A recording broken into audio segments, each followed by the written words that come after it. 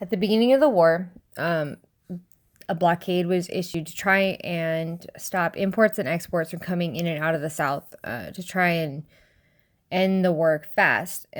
But most Confederate leaders didn't even take the blockade very seriously.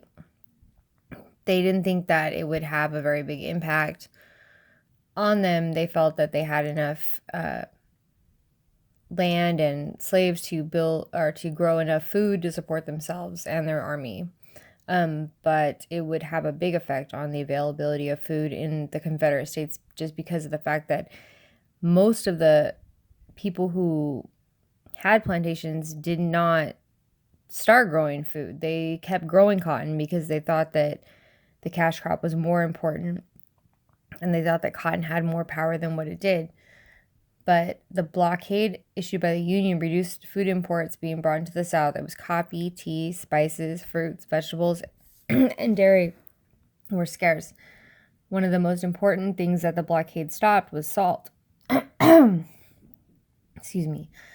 Salt was one of the most important imports that was no longer being brought in due to the blockade. It was used as a preservative for meat in a time when refrigeration wasn't available, and brining meat was the only way to preserve it. When salt became scarce, so did meat for civilians and soldiers. Very little salt was ever produced in the antebellum South, and being without it was serious. Not only was it important for the people, but it was important for cattle and horses. They required it to survive.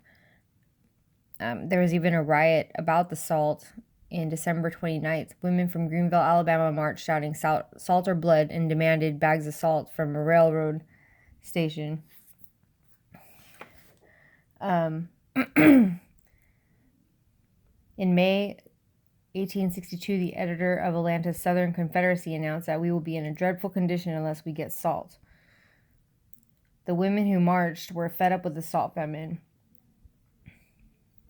Shouting salt or blood, they forced an agent to give up the contents of a large sack of salt. Southern leaders began to encourage domestic salt production. States offered rewards for locating salt deposits and bonuses for its production.